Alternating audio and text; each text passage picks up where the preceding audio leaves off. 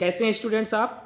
मैंने 3.1 का वीडियो आपको सेंड किया, आप उसको देख लीजिएगा और जो भी प्रॉब्लम होगी आप उसको कर लीजिएगा। कोई भी दिक्कत आती है मुझे आप फिर से बताइएगा, ठीक है।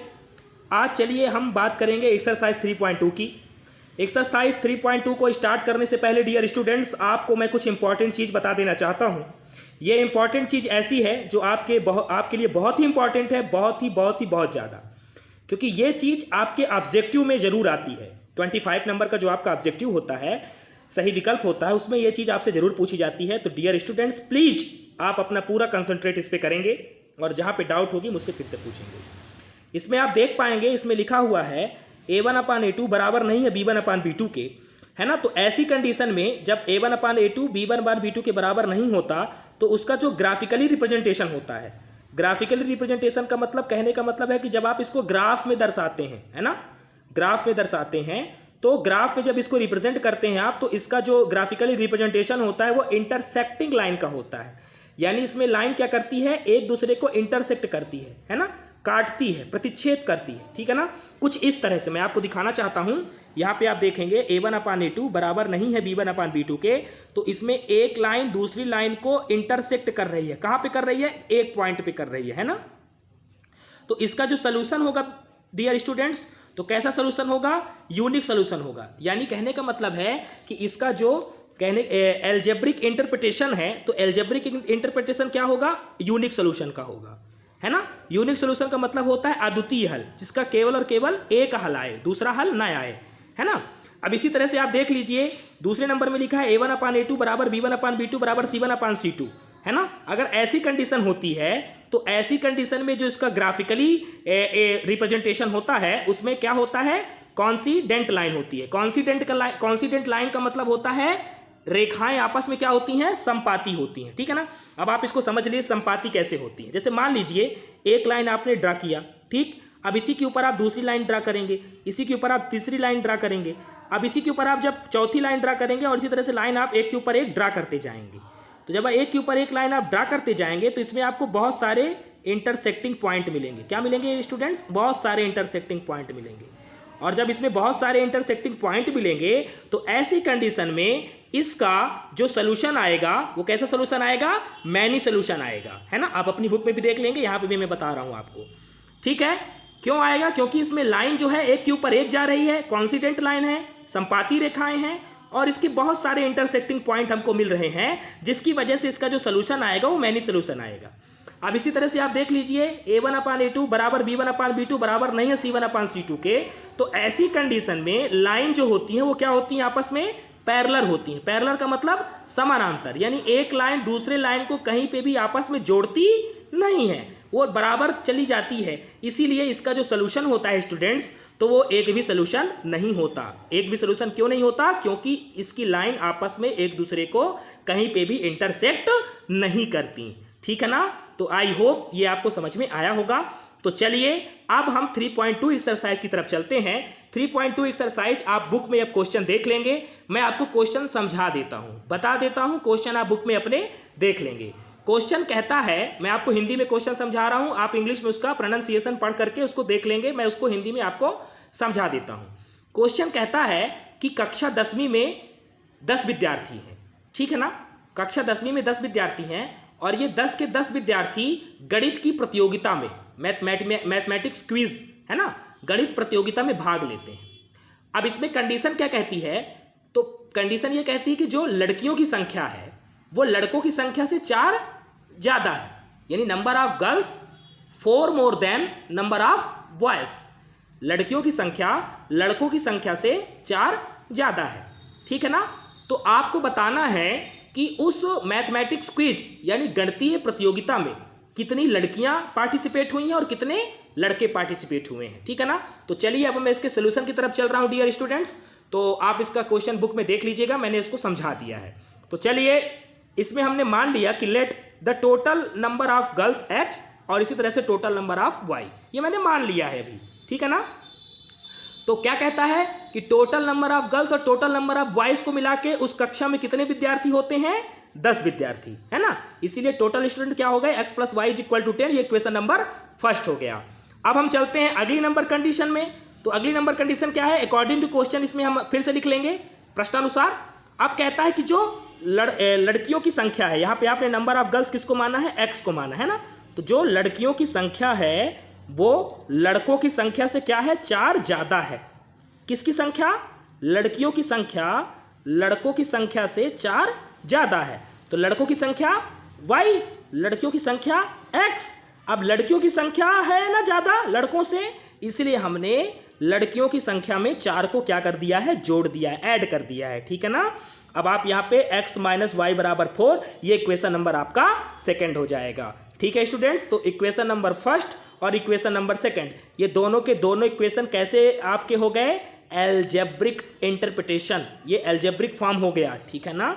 अब इसके बाद आप इसको सॉल्व करेंगे, ठीक है ना। बहुत ही सिंपल है, जैसे 3.1 में मैंने आपको समझाया था उसी तरह से आप इसको भी सॉल्व करेंगे।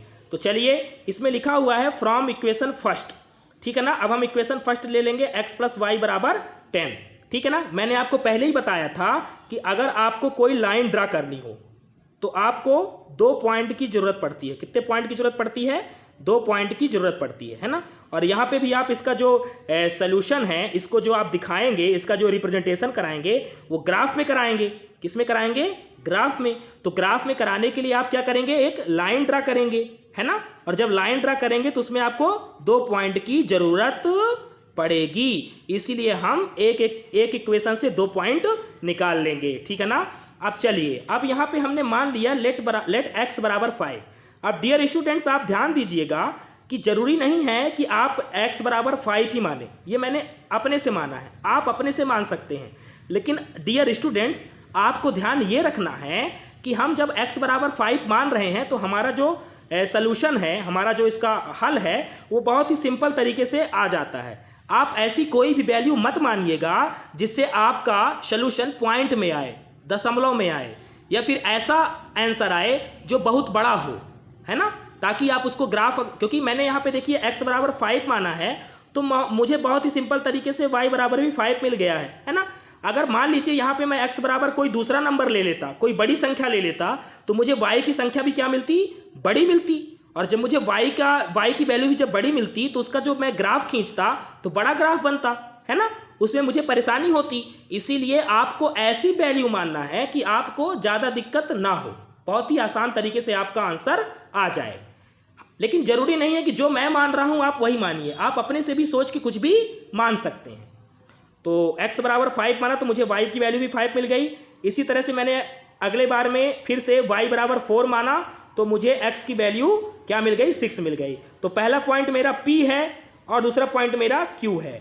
पहले पॉइंट में मुझे 5 और 5 मिला है, दूसरे पॉइंट में मुझे क्या मिला है, 6 और 4 मिला है, ठीक है। अब इसी तरह से पहले इक्वेशन को तो आपने कर लिया, अब दूसरे इक्वेशन को भी आप देख लेंगे। तो दूसरा इक्वेशन आपका यहाँ पे है x minus y equal to 4। आपने यहाँ पे x बराबर 2 माना तो आपको इसी तरह से y की वैल्यू कितनी मिल गई, -2 मिल गई। इसमें भी आप उसी तरह से करेंगे, है ना। इसमें भी आप कोई ऐसी वैल्यू मानेंगे जिसको सॉल्व करने में आपको आसानी हो और उसका उत्तर जो है यानी आंसर जो है वो बहुत ही सिंपल तरीके से आ सके, बड़ा ना आए। और यहाँ पे आपने y बराबर 0 मान लिया तो x बराबर आपको 4 मिल गया, यानी आपको दूसरे इक्वेशन में जो पॉइंट मिला r और s मिला, ठीक है ना। कोई दिक्कत है स्टूडेंट्स, आई होप ये आपको दिक्कत नहीं होगी, बहुत ही सिंपल तरीका है, बहुत ही आसान है। अभी भी कहीं आपको अगर डाउट होता है तो आप मुझसे पूछ सकते हैं, है ना, अपना मैसेज मेरे पर्सनल नंबर पे कर सकते हैं, ठीक है। अब चलिए मैं अब इसका हम ग्राफ खींचेंगे, क्या खींचेंगे, इसका अब हम ग्राफ खींचेंगे। तो चलिए ग्राफ खींचने में ला देते हैं। मेरे पास स्टूडेंट्स ग्राफ पेपर नहीं था, लेकिन आप इसे ग्राफ में ही ड्रा करेंगे, है ना। ग्राफ कुछ इस तरह का आएगा, आप देख सकते हैं, है ना। यहाँ पे ये वाली लाइन जो है वो x एक्सिस की है, ये वाली लाइन जो है y एक्सिस की है। इधर x है ना, इसको मैंने कोऑर्डिनेट ज्योमेट्री यानी 9th क्लास में पढ़ाया भी था। इधर x डैश है, इधर y है, इधर y डैश है। जहाँ पे डैश होता है वहाँ पे माइनस में वैल्यू को हम रख देते हैं। अब यहाँ पे हम वैल्यू पुट कर दिए हैं। आप ग्राफ पेपर में ही बनाएंगे, सिंपल पेपर में नहीं बनाएंगे। ग्राफ पेपर मेरे पास नहीं था, मैंने सिंपल पेपर में आपको समझा दिया है, बता दिया है। आप बनाएंगे ग्राफ में ही, तभी आपका आंसर स्टूडेंट एकदम एक्यूरेट आएगा। अब चलिए पहले नंबर इक्वेशन में चलते हैं। तो पहले नंबर इक्वेशन में हमको जो p की वैल्यू मिली है वो क्या मिली है, 5 और 5। अब देखिए x एक्सिस का हम 5 देखेंगे और y एक्सिस का भी हम क्या देखेंगे, 5 देखेंगे। तो x एक्सिस का 5 यहाँ पे है और y एक्सिस का 5 यहाँ पे है। अब इसको आप मिला दीजिए तो आपको एक पॉइंट मिल गया P 5 और 5 का, ठीक है ना। इसी तरह से अब आप क्या करेंगे, दूसरा पॉइंट आपको क्या मिला है 6 और 4, तो इस चले एक्स एक्सिस का 6 ले लेंगे और वाई एक्सिस का क्या ले लेंगे आप 4 ले लेंगे, वो पॉइंट आपको यहाँ पे मिला है, ठीक है ना। अब आप इसको क्या करेंगे, एक लाइन से दोनों पॉइंट को मिला देंगे और इसका इक्वेशन लिख देंगे x + y = 10। अब हम चलते हैं दूसरे इक्वेशन की तरफ, तो दूसरे इक्वेशन में हमें पहले नंबर में क्या मिला है 2 और -2 r की वैल्यू, तो 2 ये वाला है और -2 ये वाला है, यहाँ पे पॉइंट मिला है। और फिर मिला है हमको दूसरा s की वैल्यू क्या मिली है 0 मिली, 4 मिली है और 0 मिली है, तो x एक्सिस का 4 यही हो गया और y एक्सिस का 0 ये हो गया। हमने इसको भी मिला दिया और मिला करके इसको भी हमने क्या कर दिया, लाइन से जोड़ दिया, मिला दिया। अब आप स्टूडेंट्स देखिए कि ये वाली लाइन और ये वाली लाइन दोनों एक दूसरे को कहाँ पे काट रही है, यहाँ पे इंटरसेक्ट कर रही है ना इंटरसेक्ट यहाँ पे। अब जब यहाँ पे इंटरसेक्ट करेगी और इंटरसेक्टिंग पॉइंट केवल और केवल क्या है, एक है ना, इंटरसेक्टिंग पॉइंट क्या है, एक है, इसलिए इसका सोल्यूशन कैसा सोल्यूशन हो गया, यूनिक सोल्यूशन हो गया, ठीक है ना। अब यहाँ पे आप देख सकते हैं कि यहाँ से आप देखेंगे 1 2 3 4 5 6 7, अब जहाँ पे पॉइंट एक दूसरे को, लाइन एक दूसरे को इंटरसेक्ट किए हैं, उस पॉइंट के जस्ट नीचे का जो नंबर होगा वही आपकी x की वैल्यू होगी। और इस तरफ से आप देखेंगे, ये मेरे ग्राफ में, मैंने ग्राफ में ड्रा नहीं किया इसलिए बराबर में नहीं आ रहा है, आप ग्राफ में ड्रा करेंगे तो 3 और 7 बिल्कुल एक बराबर आएगा, ठीक है। तो यहाँ पे ये 3 जो हो गया है आपका y एक्सिस का और x हो गया है आपका 7 हो गया आपका x एक्सिस का, यानी आप यहाँ से x की वैल्यू 7 और y की वैल्यू 3 मिल गई, यानी लड़कियों की संख्या 7 है और लड़कों की संख्या y है। आप दोनों को ऐड करिए 10 आपको मिल जाएगा, यानी आपका इक्वेशन जो है वो राइट है। आई होप ये वीडियो आपको समझ में आया होगा। अगर अभी भी आपको कोई प्रॉब्लम है तो आप मुझसे पूछ लीजिएगा, लेकिन डियर स्टूडेंट्स वीडियो को पूरा जरूर देखिएगा। Thank you.